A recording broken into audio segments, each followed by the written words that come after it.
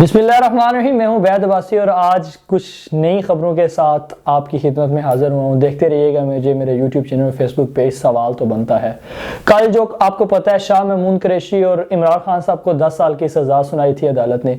आज उसके बाद जो एक और केस था बुशरा बीबी और इमरान खान का तोशा खाना केस, और वो केस भी तकरीबन काफ़ी दिनों से चल रहा था। इतने ज़्यादा दिन तो नहीं हुए थे खैर, लेकिन आपको पता है कि 8 फरवरी को इलेक्शन है और इमरान खान के ऊपर जितने भी केसेस हैं इनका फैसला 8 फरवरी से पहले सुनाना लाजमी है, क्योंकि उनको प्रॉपर गेम से आउट किया जाए। सबसे पहले तो उनसे सिंबल ले लिया गया, उसके बाद एक फैसला आया कल जो हमने देखा जिसमें साइफर केस का फैसला था, जिसमें शाह महमूद कुरैशी और इमरान खान को 10 साल कैद बामुशक्कत सुना दी गई। लेकिन उसके बाद आज अदालत ने एक और फैसला सुनाया है जिसमें इमरान खान और बुशरा बीबी को तोशा खाना केस में 14 साल कैद बामुशक्कत की सजा सुना दी गई है। लेकिन उससे पहले मैं आपको थोड़ा सा बताता चलूं कि तोशा खाना केस क्या था और इमरान खान को और कितने केसेस में सजा हो सकती है, और कुछ केस जो इससे भी ज्यादा सवेर हैं, जो 2 हमारे फैसले आए हैं अब तक, क्या इससे बड़ा फैसला भी कोई आ सकता है और क्या इससे ज्यादा सख्त नौयत का केस इमरान खान के ऊपर कौन सा है। लेकिन उससे पहले मैं जरा आपको तोशा खाना की हिस्ट्री बताता चलूं कि तोशा खाना से कोई चीज कैसे ली जाती है और इमरान खान का ये केस कैसे चलाया गया है। तो मैं आपको बताता चलूं कि जब भी कोई चीज जो हमारे वज़ीर आज़म होते हैं या जो कोई हमारे आला ओहदेदारान होते हैं, जब तोशा खाना से कोई चीज लेते हैं तो सरकारी ऑफिसर जो हमारे होते हैं उनकी कोई कमेटी बना दी जाती है, और उस कमेटी की निगरानी में 50% ऑफ के तौर पर, सपोज अगर कोई चीज हमारे पास 10,000 की है तो वो 5,000 की करके तो आप उसको परचेज कर सकते हैं। इसी केस की बिना पर इमरान खान पे तकरीबन ये कहा गया है कि उन्होंने तकरीबन 3 अरब रुपए का नुकसान पहुंचाया है पाकिस्तान को, जिसकी वजह से आज उनको सजा सुना दी गई है। लेकिन इस सारे केस के दौरान जो एविडेंस प्रोवाइड किए गए, जो इमरान खान का ये जो केस चलाया गया है, ये देख के तो वैसे मुझे सुभान अल्लाह कहने को दिल चाह रहा है। और ये केस जब बनाया गया तो पहले इन्होंने दुबई की जो गवर्नमेंट है उससे पूछा कि आप हमें कोई रेफरेंस दें, जो चीज़ें इमरान खान की जो एक हार था और उसके अलावा कोई गड़ी वगैरह थी, तो उन्होंने कहा कि दुबई गवर्नमेंट जब ये रिजेक्ट किया तो उन्होंने कहा कि हमारे पास तो हम तो इसकी आपको कोई चीज़ नहीं प्रोवाइड कर सकते। उसके बाद उन्होंने क्या किया, एक और बंदा जो था एक कंपनी चला रहा था दुबई में, तो उस बंदे के थ्रू इन्होंने जो सारी चीज़ें प्रोवाइड की और ये एविडेंस लेके आए इमरान खान को इस केस में सजा दिलाने के लिए। लेकिन मजे की बात यह है कि जब हम डायमंड का यूनिट यूज करते हैं तो हम उसके लिए कैरेट यूज करते हैं, और जब इन्होंने ये फैसले, उस बंदे ने इसकी रिपोर्ट जारी की तो उसने डायमंड के यूनिट ग्राम में लिखे हुए थे। इस बात को पिन पॉइंट किया जनाब शहबाज खोसा साहब ने। जो शहबाज खोसा साहब हैं वो बेटे हैं लतीफ खोसा साहब के, जो इमरान खान के लाए थे इस केस में, ये जो हमारा तोशा खाना केस था।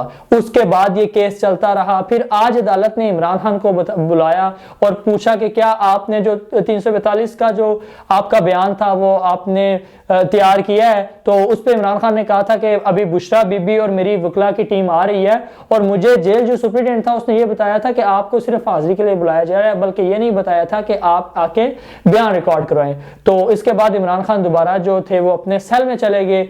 उसके बाद जो अदालत ने अपना फैसला सुना दिया और फैसले में ये कहा कि बुशरा बीबी को और इमरान खान को 14 साल कैद बमुशक्कत की सजा सुना दी गई है। उस वक्त बुशरा बीबी वहां पे मौजूद नहीं थी। उसके बाद बुशरा बीबी सजा के बाद वहां गई और इमरान खान और बुशरा बीबी को 2 डिफरेंट सेल में वहां पे अडियाला जेल में रख दिया गया। अब सवाल ये पैदा होता है कि क्या ये सारे फैसले 8 फरवरी से पहले सुनाना लाजमी थे? ये फैसले 8 फरवरी के बाद भी आ सकते थे। मैं आपको आसिफ अली जरदारी और नवाज शरीफ के बहुत से ऐसे केसेस बता सकता हूं जो तोशा खाना के रिलेटेड हैं। जैसे इमरान खान का ये केस था, इस तरह उनके ऊपर भी कोई गाड़ियों के केस थे, बहुत से दूसरे ऐसे केसेस थे, लेकिन अनफॉर्चुनेटली वो केसेस साल चलते रहे। लेकिन ये सारे फैसले 8 फरवरी से पहले सुनाना क्यों लाजमी थे? और एक बात मैं आपको ये बताता चलूं कि ये फैसले ज्यादा देर तक कायम नहीं रह सकते हैं और ये फैसले चेंज होंगे, क्योंकि इनकी कोई बुनियाद नहीं है। लेकिन एक बात यहां हमको सोचनी पड़ेगी, जब कुछ अरसा पहले 2018 में आज मुझे वही दिन याद आया जब मरियम नवाज को जेल लेके जाया गया था, तो उस वक्त मेरे ख्याल से जो उनके ओपोनेंट थे उनके वही तासरात थे जो आज पाकिस्तान मुस्लिम लीग नून या पीपी के देखने को मिलते हैं। सो जब कोई ओपोनेंट जाता है तो दूसरों के बिहेवियर ऐसे हो जाते हैं, तो फिर डेफिनेटली ये सारी चीजें आपको बर्दाश्त करनी पड़ेगी। इसके साथ मैं आपको बताता चलूं, एक जो जर्नलिस्ट हैं साकिब बशीर साहब, जो कोर्ट के सारे मामलात हैं उनको रिपोर्ट करते हैं, उनका एक मैं ट्वीट आपको पढ़ के सुनाना चाहूंगा। नंबर 1 के तोशा खाना फौजदारी केस का 5 अगस्त 2023 का फैसला पार्ट 1। साइफर केस का 30 जनवरी का फैसला जो कल आया था, साइफर केस का 30 जनवरी का फैसला पार्ट 2, तोशा खाना नैब केस 31 जनवरी का फैसला पार्ट 3। तीनों फैसले करते हुए तीनों अदालतों के हक के दिफा नहीं दिया, जो फेयर ट्रायल के बुनियादी तकाजों के खिलाफ है। इसी बुनियाद पर ये तीनों फैसले अपीलों में फारिग हो जाएंगे। कल और आज के फैसलों में भी इसी प्रोसेस की खिलाफ वर्जी की बुनियाद पर 1 से 1.5 माह में जमानतें होने के वाजिया इम्कानात मौजूद हैं। डेफिनेटली ये केसेस आई थिंक सो कि सुप्रीम कोर्ट तक जाएंगे और आगे से क्या फैसले आएंगे 8 जनवरी से पहले तो नहीं लगता, लेकिन अगर इस पे नजरसानी की भी जाती है तो मेरा नहीं ख्याल कि 1 साल से पहले जो है ये सारे फैसले दोबारा आप चैलेंज कर सकते हैं, क्योंकि जो अभी एटमॉस्फेयर चल रहा है उसमें मेरे ख्याल से बहुत मुश्किल हो जाएगा। उसके बाद एक खालिद यूसुफ चौधरी साहब हैं जो इस केस को देख रहे थे अडयाला जेल में। जब ये फैसला सुनाया गया है तो उन्होंने बाहर आके एक प्रेस टॉक भी किया है और एक ट्वीट भी किया है। उन्होंने कहा कि तोशा खाना केस में इमरान खान और बुशरा बीबी को गैर कानूनी तौर पर 14 साल सजा सुनाई गई।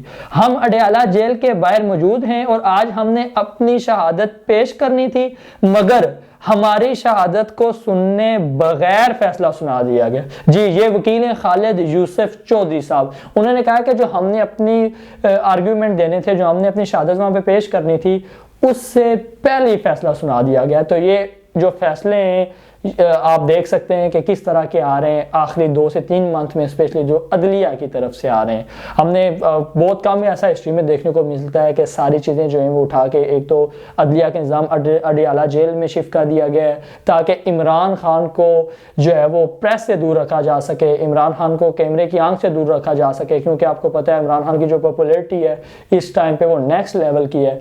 तो एक कोशिश की जा रही थी, एक फजा बना दी जा रही थी कि इमरान खान के जो सपोर्टर हैं उनको भी, ताकि ये अंदेशा हो और उनका भी ये एक उनका माइंडसेट बनाने की कोशिश की जा रही थी कि इमरान खान को अब 2 केसेस में ये सज़ा सुना दी गई है और अब जो है वो पीटीआई को बिल्कुल ख़त्म हो गई है, तो वो लोग जो हैं वो दरबरदार हो जाएं और वो वोट देने ना निकलें। लेकिन मैं आपको बताता चलूँ, अगर 60% से ज़्यादा टर्न आउट निकल आता है हमारे 8 फरवरी के इलेक्शन में, तो मेरे ख्याल से आज भी मैं आपको ग्राउंड रियलिटी बता रहा हूँ, मैं जाके लोगों से पूछता हूँ तो वो यही कहते हैं कि इमरान खान क्लीन स्वीप करेगा। देखते हैं क्या होता है 8 फरवरी को। लेकिन मैं आपको इसके साथ ये बताता चलूं कि अभी जो 9 मई वाला केस था उसका फैसला नहीं आया, और वो जो केस है वो इन दोनों केसेस से ज्यादा संगीन है। ये तो बड़े सिंपल से केसेस थे मेरे ख्याल से, इनको इतने इसके स्ट्रिक्ट फैसले जो आए, एक में 14 साल कैद बमुशक्कत है, एक में 10 साल कैद बमुशक्कत है,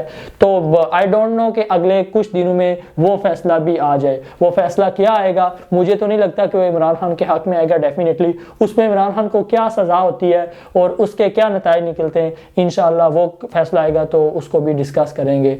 और अब इलेक्शंस की जो है वो लेवल प्लेइंग फील्ड तो कहीं से भी हमें नज़र नहीं आ रही, ना सिर्फ लाहौर में बल्कि पूरे पाकिस्तान में दर्जनों कारकुन अभी भी जेल में मौजूद हैं, और जो वो लोग जो पाकिस्तान तरीके इंसाफ से इलेक्शन लड़ रहे हैं वो भी अभी काफ़ी लोग जो हैं वो जेल में। तो जो एक बंदा इलेक्शन लड़ रहा है वो जेल में है, तो वो अपनी कैंपेन कैसे करेगा। उसके अलावा दूसरी बड़ी बात के कोई डिफरेंट कलर के जो सिंबल्स मिले हुए हैं, किसी को चिड़िया मिली हुई है, किसी को रैकेट मिला हुआ है, किसी को डॉल मिला हुआ है, किसी को लैपटॉप मिला हुआ है, किसी को पेन मिला हुआ है, तो ये जो डिफरेंट सिंबल मिले हुए हैं ये आइडेंटिफिकेशन करना भी थोड़ा सा मेरे ख्याल से पाकिस्तान तरीके इंसाफ के लिए चैलेंजिंग होगा। देखते हैं पाकिस्तान की पाकिस्तान तरीके इंसाफ की जो लीगल टीम है वो इन केसेस को कैसे लेके चलती है। एक ये भी खबर आ रही है कि पाकिस्तान तरीके इंसाफ जो है वो इंट्रा पार्टी इलेक्शन अगर 8 फरवरी से पहले करवा लेती है तो हो सकता है उनको सिंबल वापस मिले। वो ये ट्राई करना चाह रहे हैं, लेकिन मुझे लगता है ये पॉसिबल नहीं है, क्योंकि अगर उन्होंने सिंबल वापस देना होता तो उनसे सुप्रीम कोर्ट कभी भी ये सिंबल ना लेता। अपना बहुत सा ख्याल रखिएगा और मिलता हूँ कल एक नई वीडियो के साथ। देखते रहिएगा मुझे मेरे YouTube चैनल और Facebook पेज सवाल तो बनता है। अल्लाह ने के